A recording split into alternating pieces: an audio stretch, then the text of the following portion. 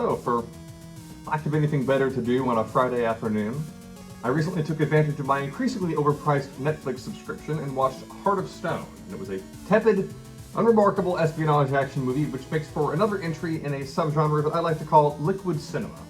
Straight to streaming blockbusters with A-list leads, but an almost willful lack of identity or style. The initial setup of an MI6 operative who's actually doubly undercover as a member of an even more secretive, powerful organization is kind of neat. And any film where sexy people are darting around the globe for car chases, shootouts, and double crosses always earns at least 1 star for me. However, it's all just so crushingly generic.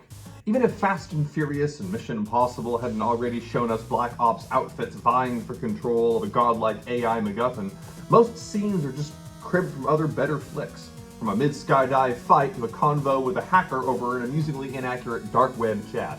Also, at this point, I never want to see another holographic screen projection as long as I live.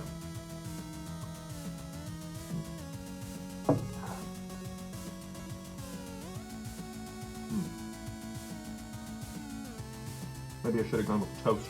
From its vibrant opening credits to bombastic horns on the score, Heart of Stone wants to be regarded in the same breath as Bond, and by focusing on vengeance amidst an underworld of elite agents with endearing codenames, here the Charter with its suits and kings, notes were clearly taken from John Wick as well.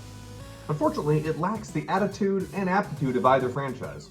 There's a couple decent brawls and lovingly established shots, but the action is rushed and inelegant. Nowhere more noticeably than when the camera zooms in on someone's back to mask a transition between like 6 seconds of footage. That, and as Rachel Stone, Gal Gadot remains proof positive that beauty doesn't always equal charisma. The woman may be hotter than the average temperature this summer, but her flat affect and listless delivery sap already middling dialogue of laughs or pathos. Credit where it's due, there are a couple of memorable moments. Stone zooming down a mountainside in an illuminated paraglider looked pretty cool, and the villain, Jamie Dornan, with significantly fewer shades of gray, executing her teammates genuinely shocked me. The coolest and most surprising sequence, though, is also the most nonsensical.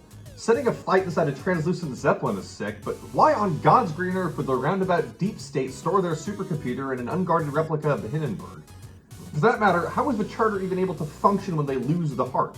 And can we really not see any more of that Indian warlord or whatever who's responsible for the secondary antagonist's whole character arc? Not even a Glenn Close cameo can elevate a script this forgettable. It's got no heart, and it left me feeling stone cold. At least this is filling.